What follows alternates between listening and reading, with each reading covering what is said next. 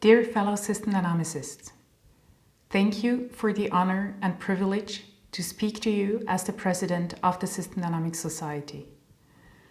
I would like to particularly greet our new members and first-time conference attendees. The first conference is critical for your long-term future in system dynamics. I do hope that in the course of the conference, we can give you ample reason to stay both in the System Dynamics Society and in the field at large.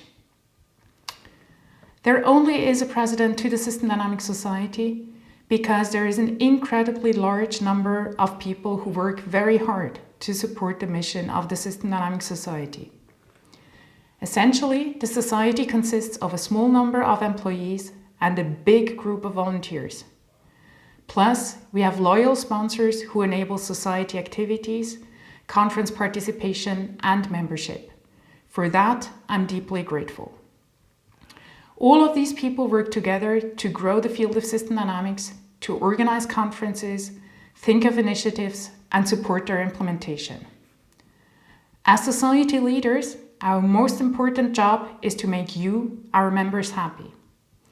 In my talk today, I will offer a few reflections on how to do that, on how to make you happy.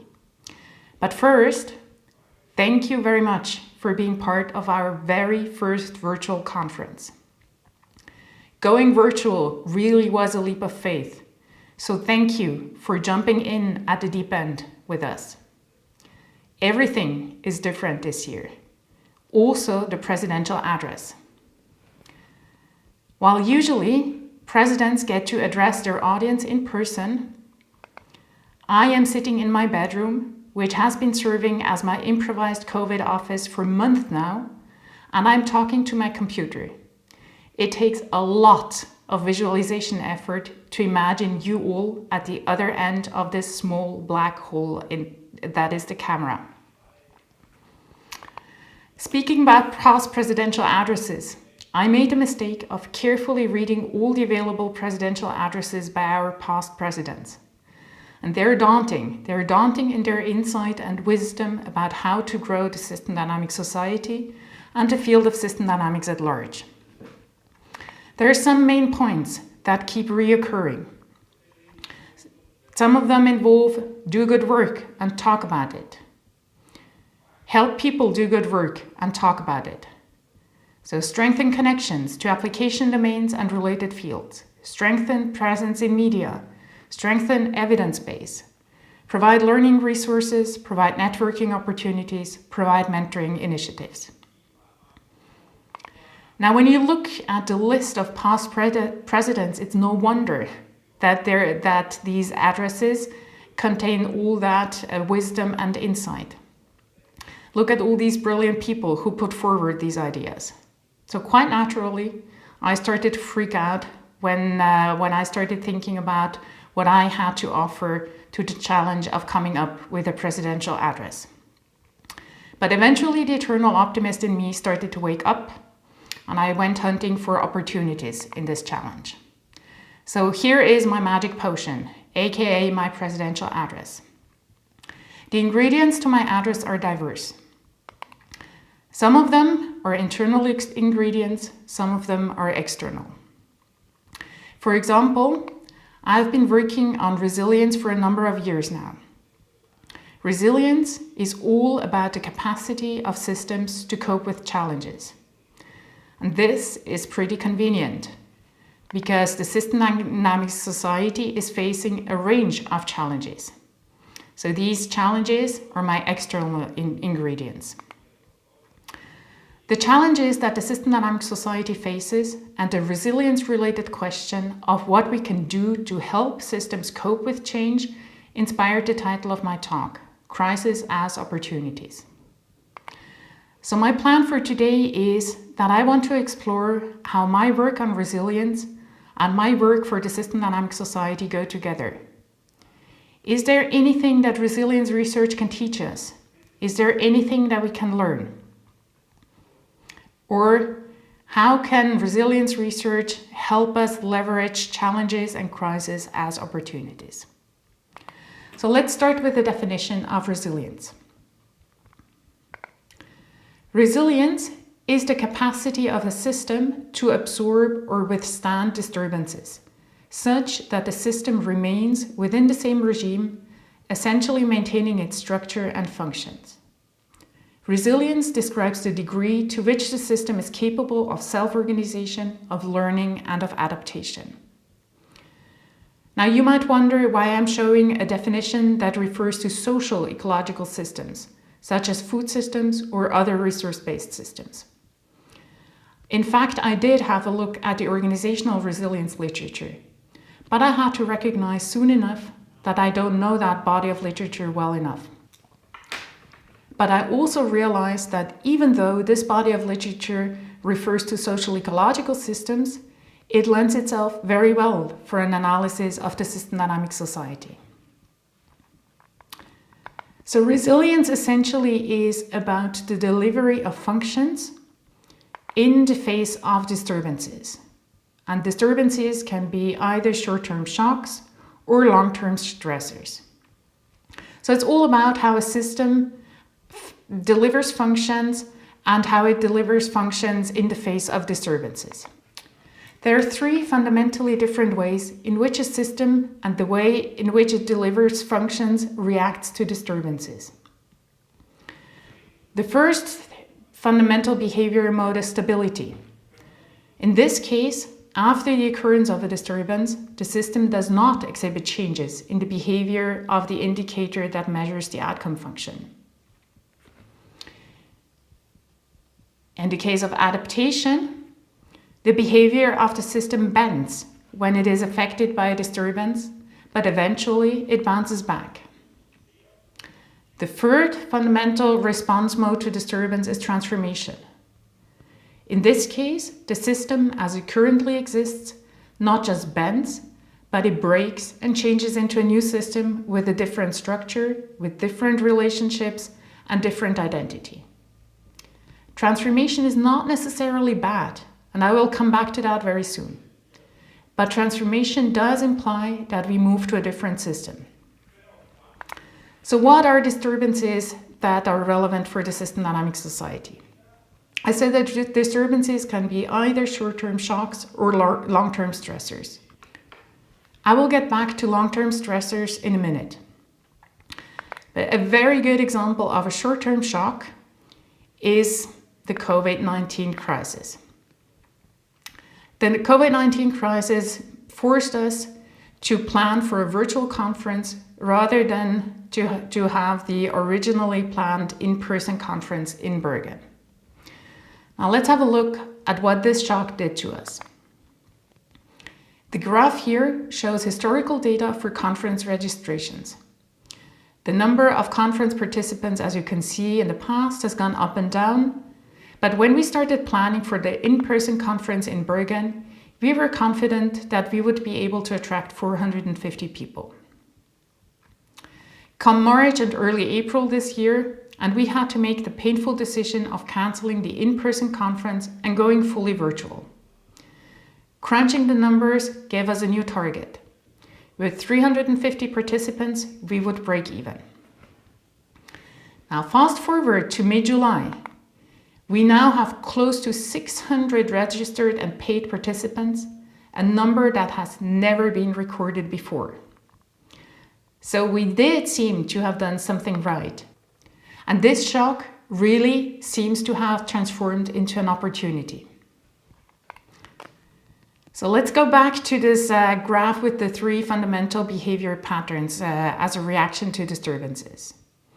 In the case of the conference, the 2020 System Dynamics Conference, stability was not an option anymore. Adaptation was an option. We could have postponed the conference to December, and we were seriously discussing that. We could have moved it to another location and hoped for the best. But instead, we went for transformation. The conference, as we know it, collapsed and transformed into a new operation. And this new operation triggered a lot of innovations. We now have a digital conference and a digital summer school with more participants than ever. We do not have the possibility to meet physically. We cannot roam the conference hotel. We cannot explore the beautiful city of Bergen, and also we cannot take a trip through Norway. However, we are still offering the same events and the same activities that you're used to from previous conferences. And in addition, we have a virtual 3D environment where we can get to know each other in different ways, in new ways and in exciting ways. This digital conference provides massive opportunities for now and for the future. So for example, we are reaching more participants and new participants. So we're expanding our reach. And we're doing that by reducing the carbon footprint. So it was possible to turn this crisis into an opportunity. It was also hard, it was painful. It was only possible because a huge number of people put in an enormous amount of effort to make this happen. The staff and the volunteers went well beyond the call of duty to turn this crisis into an opportunity. But embracing the challenge of going for a fully virtual conference with lots of new elements is a great example for how accepting change can enable opportunities. The COVID-19 crisis is a very timely example of a short-term shock. And we did quite well in that regard, I dare say. But what about long-term stressors and other potential short-term shocks? Are we able to cope with change and turn every challenge into a wonderful opportunity? Let's have a look at longer-term stressors. One such longer-term stressor, and here I found a beautifully catchy title on the web, is the changing landscape in which associations have to navigate. Associations such as the System Dynamics Society. And this operating landscape is changing rapidly. Let's pick just one of these changes, namely the widening gap in perspectives between generations. The rapid evolution of our world over the past decades has created a situation where our eldest members were born into a world that our youngest members do not relate to in any possible way. It is thus important to create an organization that younger people want to join and engage with in sometimes new ways, while also retaining and certainly not alienating existing members. As with most associations, it is probably fair to say that the products, events, publications, services, communications, and decision-makings in our society are more geared towards our existing members than towards our new members. Appealing to younger generations, appealing to our new members, however, does require an innovative and proactive culture. So let's see how we're doing in that regard. Here is some data that helps us think about how well we're doing over a longer time period in terms of navigating the changing association landscape. The data here includes behavior over time for members of the System Dynamics Society and number of participants to our conferences. I am showing these numbers because they help us understand the extent to which we are able to provide value to our members. The Society provides value by being an outlet for much of our work. It also provides value by improving that work, by allowing us as individuals to build upon a body of knowledge. The Society offers a venue for constructive peer criticism, and it provides the hub of a network that keeps system dynamicists in contact with one another. Now, looking at the data of members and conference participants, we don't really see a lot of growth happening these days. The last couple of years have, in that regard, not been the best. Growth stopped some 10 years ago, and our finances started looking a tad frightening. So all in all, we do seem to be struggling when it comes to adapting to and coping with the changing landscape of our very own association. But I must also say, and I cannot say this enough, great things are happening. I had to stop counting how many people, many of whom previously unknown to me, offered to help the Society last year when one negative event after the other occurred. And Rebecca Niles has been doing magic in the short time she has been our executive director. So let's see what else we can do. And let's see how resilience research can help us in that quest. In order to do that, I'm going to build upon the 7 principles for building resilience in social ecological systems. These 7 principles include fostering systems thinking, managing connectivity, encouraging learning, promoting governance, broadening participation, managing slow variables, and maintaining diversity and redundancy. The problem, of course, with these 7 principles is that they're interrelated. That shouldn't come as a surprise to systems thinkers. I will thus not go through them one by one, but group them together. There will still be interconnections between the groups, but we will have to live with this manifestation of complexity. For each of the clusters that I will be discussing, I will start with describing what is meant by the principle, and then reflect on how we, the society, already do in this regard, and finally, what more we will have to do to fully harness the resilience principle. So let's start with the most obvious principles. Let's start with fostering systems thinking and encouraging learning. Let's see how we fare in terms of these principles. Well, first of all, that's pretty much our mission. Fostering system thinking and encouraging learning is ingrained in our mission statement. And so we already see quite a lot going on in this regard. On our webpage, you will find a collection of books, games, videos, learning resources, a member directory, and different mentoring and initiatives. We organize conferences. There is an annual System Dynamics conference with what is by now the 7th summer school. There are Asia-Pacific conferences in regular intervals. And there is work by the chapters and special interest groups that multiply the efforts of the System Dynamics Society. With the onset of the COVID-19 crisis, we created a resource page that makes our models and their documentation accessible. This facilitates exchange, learning from each other, and continuous improvement of these very models. So we already do quite a lot, but more is needed, and we hear that over and over again, both from our current members and especially from our previous members who decided against renewing their membership because they did not find the competence development support they had been looking for. We have a very large self-taught community, and having been part of that community myself, I know firsthand how important it is to make more learning resources available and experimenting with diverse formats of providing learning opportunities.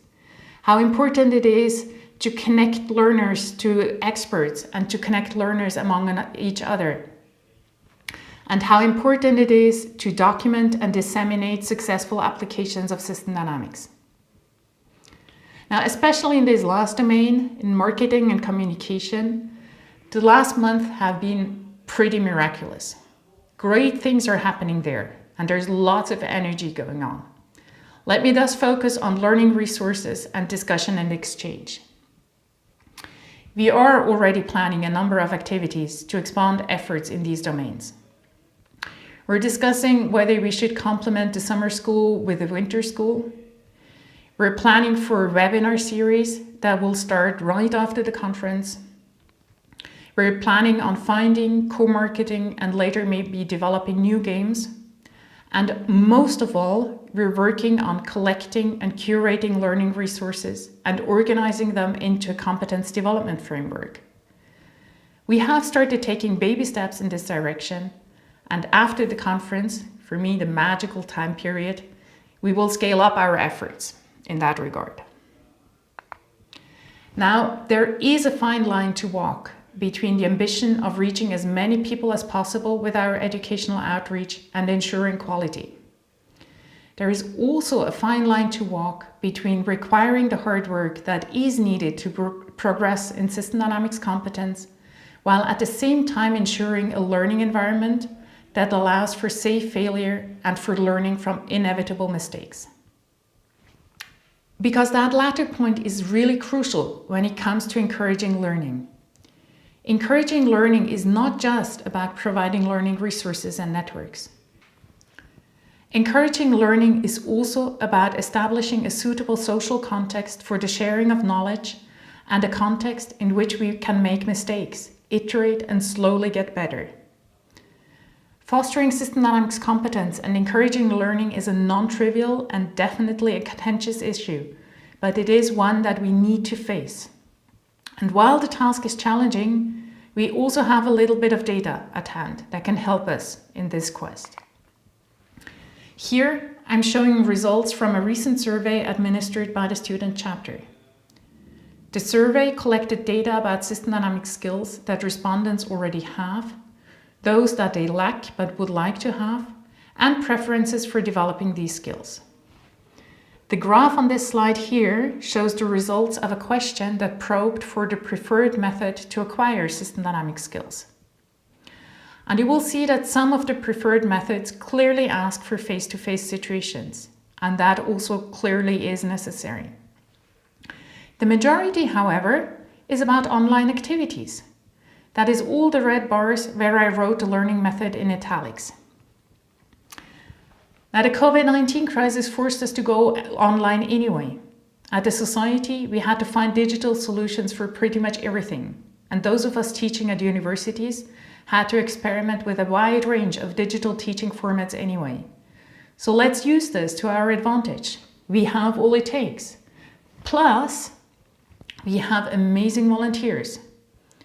In the same survey by the student chapter, we learned that 75% of the respondents were interested in volunteering for the society in the development of such learning content. I must say our volunteers really are an invaluable resource. They have expertise, passion, and ideas. So we seem to have all that it takes to effectively promote system dynamics competence. I would, however, argue that we need to work more on making sure that learners feel safe and supported on their journey. And we need to continuously learn ourselves. We need to be open to doing things in a way that we haven't done them before. There are new learning and dissemination formats out there. Some of them might work for us, some of them might fail. Failing, however, is no crisis. It helps us become more adaptive. And being more adaptive will help us to recover more quickly after a next disturbance. So this call for being open to doing things differently and doing different things brings me to the next set of resilience principles. To the set of maintaining diversity, managing connectivity, promoting governance, and broadening participation. Now, what do all these principles mean? Connectivity is about increasing connections between different social groups and thus bringing in outside perspectives and new ideas. Diversity and redundancy is about offering different and partly overlapping perspectives on an issue which can improve problem solving and support learning and innovation. And finally, participation and governance is about expanding the depth and diversity of knowledge by involving a broad range of stakeholders. And this, in turn, helps detect and interpret disturbances. So let's see how we're doing in terms of these principles. Let's start with connectivity, that is, with the connections between different social groups and how this can bring in outside perspectives and new ideas. Connectivity is also about how we, as system dynamicists, can bring in and outside perspectives and new ideas to application domains. So what is it that we already do? And what more do we need to do? We already do, but I would argue that we can do more. We already publish system dynamics works in non-system dynamics journals, and this is really important. We already have a system dynamics presence at non-system dynamics conferences, but I would argue equally well here that we need to do more. And we also have system dynamics work broadcast in social media and in media. Here are two examples, by far not exhaustive or exclusive to what is being published to the general public. I'm really adamant in saying that we're already doing this, but more is needed because building bridges to other fields and especially to application domains is incredibly important. It is important because studies show that in the absence of such connections, that is, in case of too much inward focus, norms become too homogeneous. And this can lead to a situation where we feel that we're doing well, while we're actually losing the possibility to have the impact that we all so much want to have. For sure, with an inward focus, exploration and innovation capacity decline rapidly. So what can we do to strengthen our presence in non-system dynamics journals, at non-system dynamics conferences, and in the media? Well, we actually know that. We need to talk more about solutions and less about system dynamics. And I'm not the first to say that. It's a cross-cutting theme through past presidential addresses, and it's also been mentioned several times in J. Forrester Award lectures. Now let's turn to diversity. In the last couple of years, there has been tentative progress in diversifying our membership when it comes to geography. North America and Europe still make up the bulk of our members, but the relative share is decreasing. At the same time, the Asia-Pacific region is growing quite rapidly, and we also see an increase in membership in Latin America. So that's good. But more is needed. And I'm sorry to say that. The Society was founded in 1983. We're now writing the year 2020, and I'm a little sad to acknowledge that I'm the very first female president of the System Dynamics Society. I will thus jump to the bold conclusion that we're not quite done when it comes to embracing and nurturing diversity. But this is not about me being the first female president. Diversity is not just about gender, race, and geography. It's about much more. So what kind of other diversity is there? Here, I'm showing some data from unhappy people, from previous members of the System Dynamics Society who decided not to renew their membership. Some of the exit reasons are fair enough. For example, former members are no longer using System Dynamics in their work. But some exit reasons raise serious concerns about the way in which we embrace diversity. For example, consultants and practitioners don't feel very welcome. And also there is a perceived narrow definition of what system dynamics is and what system dynamics should do and shouldn't do. Let's look into the issue of diversity and approaches a little more. The field of system dynamics has evolved and diversified over the last decades. Different objectives are pursued with modeling. Different data collection and analysis methods are applied.